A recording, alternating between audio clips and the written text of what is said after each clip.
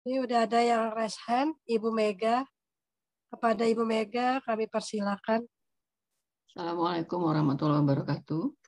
Pak Ustadz izin bertanya Pak Ustadz, apakah sholawat itu juga bisa ditujukan kepada Sayyidina Fatimah Az-Zahra? Saya pernah mendengar bahwa jika kita ziarah ke Madinah, sempatkan untuk ziarah ke makam Baqi, kemudian bersolawat kepada Sayyidina Fatimah Az-Zahra. Nah, apakah memang ada sholawat seperti itu dan apakah hanya dilakukan di Madinah atau juga di mana saja? Terima kasih Pak Ustaz. Ya, jadi bersolawat itu memang pertama untuk seluruh anbiya, ya. Seluruh nabi yang diutus oleh Allah. Sebagaimana Allah sendiri bersolawat kepada nabi itu, ya, di akhir surat As-Saffat, wassalamun alal mursalin, ya. Jadi bisa saja ibu misalnya datang ke Palestina sana, misalnya berkunjung ke makam Nabi Ibrahim, makam Nabi Musa, Assalamualaikum ya Nabi Allah Ibrahim, ya Nabi Allah Isa, dan seterusnya. Ya. Yang kedua kepada Rasulullah Sallallahu Alaihi Wasallam, ya, yang salamnya lebih khusus lagi, ya. Assalamu wassalatu alaika ya Rasulullah. Atau kalau dalam zikir, ya, Allahumma salli wa sallim ala Sayyidina Muhammad wa ala ali Sayyidina Muhammad. Ya. Adapun kepada selain dua orang ini, ya sifatnya boleh-boleh aja, nggak sampai kepada keharusan, ya. Atau kalau tidak melakukannya jadi aib, ya seperti kita tidak mau bersalawat kepada Rasulullah kan aib berarti kan. Artinya kita tidak menjalankan SOP yang sebenarnya. Ya. Nah, kepada dua orang ini sifatnya ya boleh-boleh saja. Assalamualaikum ya Fatimah, ya, ya boleh-boleh aja. Ya. Ya, maka segala yang statusnya boleh-boleh aja, jangan kemudian distatuskan seakan-akan harus, ya. Oh, kamu kenapa nggak bersalam kepada Fatimah? Berarti kamu ini tidak cinta, nggak bisa begitu, ya. Ya. Yang penting dalam salawat kita sudah mengatakan misalnya Allahumma salli wa sallim ala Sayyidina Muhammad wa ala alihi, pada keluarganya, wa sahbihi ajma'in, dan semua sahabatnya. Masuk di dalamnya Fatimah. Ya. Terhadap orang-orang yang kemudian mengharuskan, wah, kalau nggak bersalawat kepada Fatimah, wah berarti kamu ini nggak cinta kepada keluarga Rasulullah dan seterusnya, maka harus waspada, ya. Waspada, jangan-jangan mengandung, ya, mengandung misi Syiah, ya. Karena Syiah lah yang ingin menghancurkan Islam dari dalam dengan isu cinta kepada Rasulullah Sallallahu Alaihi Wasallam, ya. Sehingga demi tema cinta kepada Rasulullah, ya, maka dia harus membenci Abu Bakar, membenci Umar utamanya, karena dianggap, ya, merebut hak Ali bin Abi Thalib, ya, yang seharusnya menjadi khalifah pertama. Ini cuma akal-akalan sebenarnya, ya. Jadi kata para ulama, sebenarnya dia cuma ingin katakan menghancurkan Islam, cuma pura-pura pakai atas nama, ya. Pakai atas nama nilai-nilai keislaman, yaitu cinta kepada Ahlul Bait, ya. Ya seperti di negeri tertentu pura-pura cinta negara, ya. Padahal maksudnya ingin menghancurkan negara, sebuah negara, ya, dengan isu Pancasila, Bhinneka Tunggal Ika, ya, ya, sebagai apa, ya, tameng saja, padahal di balik itu, ya, Justru orang-orang yang biasa-biasa aja, ya, yang ingin membangun negeri ini. Ya. Nah, di dalam kehidupan berislam itu juga terjadi seperti itu. Ya. Sehingga ya, mereka juga mengakui bahwa kami ini disebut dengan Rafidhah, ya, kelompok yang menentang hal-hal yang sudah menjadi kesepakatan bagi kaum muslimin. Semua umat Islam sepakat bahwa Abu Bakar adalah sahabat Rasulullah, Umar sahabat Rasulullah yang tercinta, ya. Sepakat sudah nggak ada, kecuali kelompok Syiah yang menganggap dua orang ini pengkhianat, dua orang ini segala sebutan menjijikkan, ya, menyedihkan. Kenapa ada manusia harus sebenci itu kepada orang yang sangat dicintai oleh Rasulullah? Yang kalau saja Rasulullah tahu, pasti Rasulullah nggak suka sama orang-orang yang begitu. Ya, Allah a'lam. Masih boleh Ustadz? Ya, silahkan. Ada dari chat. Assalamualaikum warahmatullahi wabarakatuh. Bagaimana membentengi diri dan keluarga dari Syiah? Bagaimana mendeteksinya bahwa ustadz tertentu adalah Syiah?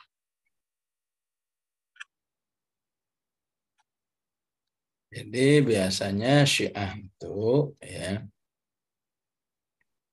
di awal-awal itu tidak akan pernah menyentuh hal-hal yang menjadi, ya, menjadi misi aslinya, ya.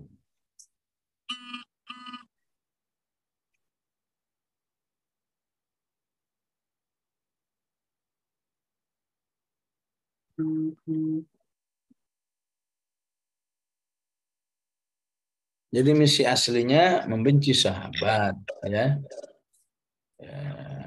Misi aslinya mut'ah, ya. Macam-macam, ya. Ya. Nah, biasanya sebelum masuk ke sini, ya, dia tetap pakai isu yang wajar-wajar saja, ya. Misalnya pakai isu, ya, persamaan. Ya. Ini kan Tuhannya sama, Rasulnya sama, ya. Ngapain saya harus berkelompok-kelompok? Nah, itu salah satu isunya. Ya.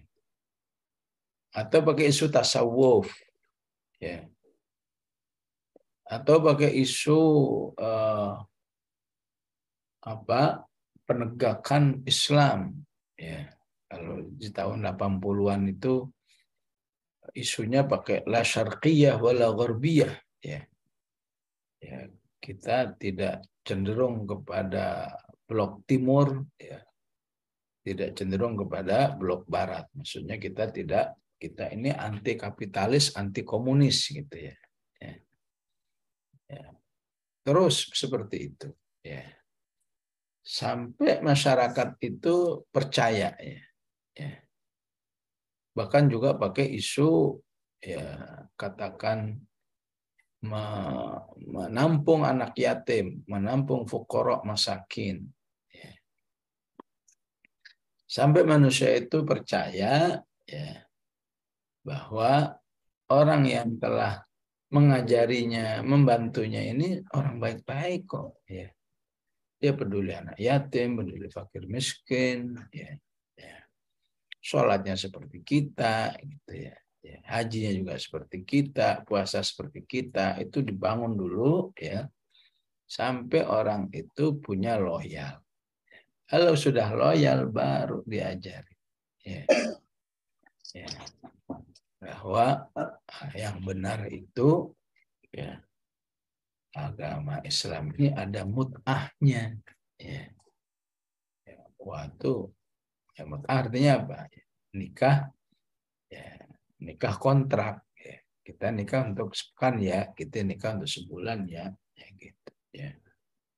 Ketika sudah percaya, maka mut'ah ini akan diajarkan, ya, sebagai sebuah ketakwaan yang luar biasa, ya. Ya. Wah, menjijikkan lah kalau membaca hadis-hadis buatan mereka tentang mut'ah, ya. Wanita yang dimut'ah itu pahalanya sekian, ya. Ya katakan hubungan badan yang dilakukan itu bisa membebaskan seorang dari api neraka dan seterusnya, ya. Terhadap orang sudah percaya kepada tokoh ini, ya otomatis ya iya aja, ya. Kalau ada orang, oh itu salah-salah, itu dia. Kamu percaya sama siapa? Sama saya, sama dia. Ya sama bapak, sama ustadz. Ya udah, terimalah, ya. Ya ujung-ujungnya, ya ustadz tersebut ya menikmati terhadap murid-muridnya, ya. Murid-murid perempuannya khususnya, ya. Kamu kalau mau menjadi muslimah yang ya solehah, ya solehah, ya, yang bertakwa versi kita, ya, versi dia, kamu harus siap di mut'ah, ya. Karena dengan mut'ah ini, ya setiap tetes, ya tetes yang kamu terima itu pahalanya sekian, ya. Jadi salah satunya, ya, lihat aja ujungnya temanya kemana ini, ya. Ngajaknya kemana ini, ya. Ketika ngajaknya ke mut'ah sebagai bentuk amal soleh yang istimewa, udah dipastikan itu Syiah, ya. Jadi ya, baik istri sahnya semuanya sudah menganggap ya itu sebuah amal soleh, gitu, ya. Yang nggak percaya ini amal soleh berarti dia belum tulen, belum menerima prinsip-prinsip ini, ya. Apalagi, ya, bagaimana sikapnya kepada Abu Bakar, kepada Umar, kepada Aisyah, ya, pada sahabat-sahabat yang lain yang jumlahnya 6, ya. Ketika salah satu ajarannya membenci mereka, ya sudah yakin ini Syiah ini, ya. Ujung-ujungnya ya apa? Supaya kalau sudah benci pada mereka, berarti kita harus membenci apa saja yang diwariskan oleh mereka, ya. Kita membenci semua akhlak mulia Abu Bakar, akhlak mulia Fatimah, keilmuan yang luas dari Aisyah radhiyallahu anha yang hampir sejajar, ya, keilmuan Aisyah di bidang tafsir itu seperti Ibnu Abbas, ya, sebagaimana para sahabat menjadikan Ibnu Abbas sebagai referensi, dari kalangan wanitanya adalah Aisyah radhiyallahu anha, ya. Salah satu wanita tabi'in bernama Ummu Darda, ya, istri kedua dari Abu Darda, itu murid utama dari Aisyah radhiyallahu anha, sehingga beliau juga di negeri Syam menjadi satu referensi penting di dalam mengajarkan tafsir, sehingga ulama-ulama besar seperti Imam Bukhari, Imam Muslim, dan Abu Hanifah dan seterusnya pernah berguru kepada murid Aisyah radhiyallahu anha. Maka ketika orang sudah dicekokin, Aisyah itu ini itu macam-macam, akhirnya otomatis, ya, bukan sekedar pribadinya saja, maka seluruh yang diajarkan oleh Aisyah otomatis akan ditolak. Padahal yang diajarkan Aisyah itu, ya, yang diajarkan oleh Rasulullah SAW. Dia sebagai istri dan sebagai murid utama, karena intelektualnya yang tinggi, maka dia banyak menyerap ilmu dari Rasulullah SAW yang tidak sebanyak, ya, sahabat-sahabat yang lain, ya begitulah, ya. Kemudian nanti bagaimana referensi yang dimiliki, referensinya apa ini, ya. Wah, referensinya menolak apakah Bukhari, Muslim, apakah ini, ya. Jadi referensinya adalah dari siapa? Imam Tabata'i misalnya, ada namanya Tabata'i, ya. Wah, udah meyakinkan, ya. Tapi enggak kok, katanya dia enggak begitu. Coba kamu apa istilahnya tabayun, ya. ya. Kamu cek lagi, bener kamu ngajarin yang gini-gini? Enggak, gitu ya. Enggak kok, kita persis seperti orang lain, ya. Nah, itu namanya apa? Taqiyah, ya. Taqiyah itu berarti berbohonglah untuk masyarakat, ya. Ya, bahwa kamu itu enggak seperti yang dikatakan gitu, ya. Ya, katakan kepada mereka bahwa kita itu sama kok, ya. Tapi di belakang masyarakat dia justru ya, punya ajaran-ajaran yang aneh itu. Allah. Masih boleh Ustadz? Iya boleh satu lagi. Afwan Ustadz, mohon bekalan dan kiat-kiat agar rumah tangga selalu dalam ketakwaan.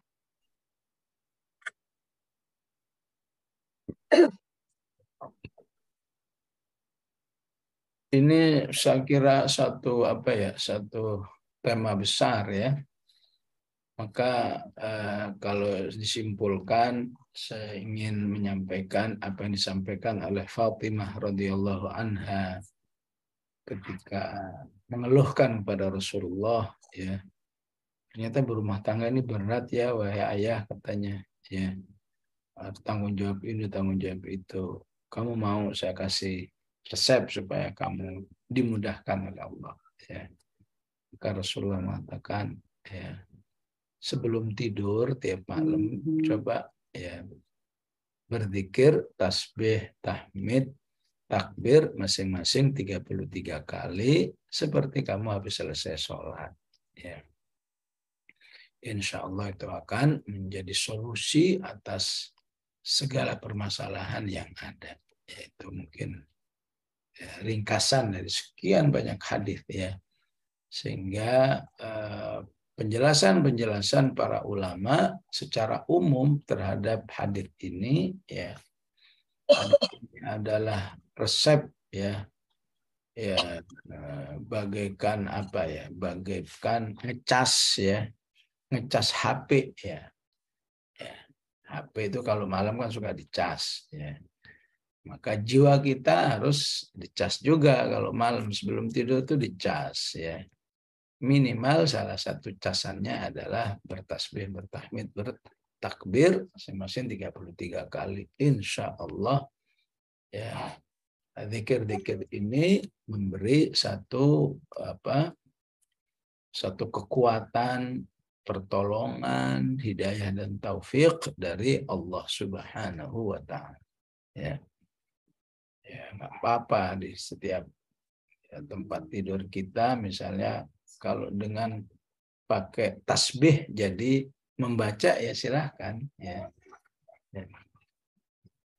Atau cukup dengan tangan, bisa dengan jari-jari, ya silahkan, ya. Jadi cari apa saja kondisi yang membuat kita jadi lebih bersemangat untuk berzikir, maka lakukanlah. Insya Allah apa yang dijanjikan oleh Rasulullah itu akan terrealisasi dalam kehidupan kita. Ya. Saya kira ini berlaku bagi semua, ya, bagi yang masih normal, terasa normal-normal, baik-baik saja, ya, karena ini statusnya adalah sunnah Rasulullah Sallallahu Alaihi Wasallam, ya. Tentu utamanya bagi yang mengalami satu tantangan, ya, satu tuntutan kesabaran yang lebih dalam rumah tangganya, maka jadikan ini sebagai zikir, ya, pengantar tidur kita, insya Allah. Ya. Baik jamaah rahimakumullah, mohon maaf sampai di sini kaji kita. Bismillahirrahmanirrahim. Alhamdulillahirabbil alamin. Allahumma shalli wa sallim ala sayyidina Muhammad wa ala ali sayyidina Muhammad.